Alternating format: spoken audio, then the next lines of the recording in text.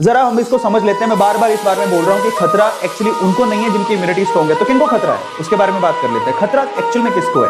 तो खतरा स्पेशली उनको है जिनकी इम्यूनिटी वीक है, जिनमें रोग प्रतिरोधक क्षमता जिनके शरीर की वीक है, वो हाई रिस्क पर है। इसीलिए अपनी इम्यूनिटी में बार बार बोला गया अपनी इम्यूनिटी पे ध्यान दो, अपनी इम्यूनिटी पे ध्यान दो। ऐसे पेशेंट इससे ज्यादा इन्फेक्ट होंगे। इनफैक्ट मैं आपको बताता हूं, टीओआई का एक आर्टिकल है जिसमें इंटरव्यू में ये किनका है, एम्स के जो चीफ हैं उन्होंने भी ये कहा है, misuse of steroid major cause behind the black fungus.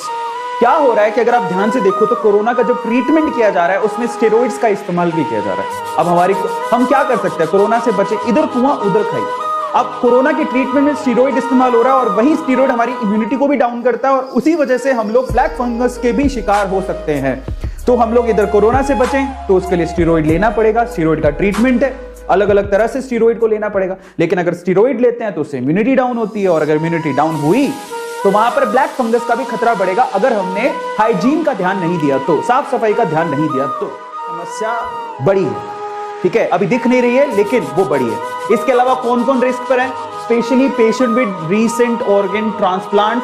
अगर अभी किसी ने अपना ऑर्गन ट्रांसप्लांट करवाया या फिर कैंसर से वो लड़ रहे थे, कैंसर का अगर ट्रीटमेंट चल रहा है तो वो हाई रिस्क पर है, तो उनको बहुत ध्यान देने की जरूरत है। स्पेशली अगर आपके घर पे कोई शुगर या शुगर के मरीज है, डायबिटीज हैं, अगर किसी को डायबिटीज है, डायबिटिक है वो, तो उनको बहुत ज्यादा ध्यान देने की जरूरत है। बार बार लगातार उनकी डायबिटीज को चेक करते रहे, शुगर के लेवल को चेक करते रहे, उनको खतरा सबसे ज्यादा है, ठीक है। इसलिए कह रहा था आप लोगों से, अगर आप ऐसा सोचे कि हमको स्वस्थ है, हमें क्या लेना देना, लेकिन यहां पर कैच है, आपके स्वस्थ होने से तो खैर फर्क पड़ेगा ही, लेकिन अगर आपके आसपास किसी को भी शुगर है या कोई ट्रांसप्लांट करवा के आया या कैंसर है, उनको तो दिक्कत हो सकती है। तो इसलिए आप अगर सजग रहेंगे, उनको बताएंगे तो बचा सकते हैं, ठीक है। इसके अलावा जरा आप देखिए, यहां पर स्टेरॉइड दिया गया, यहां पर immunosuppression of by steroid.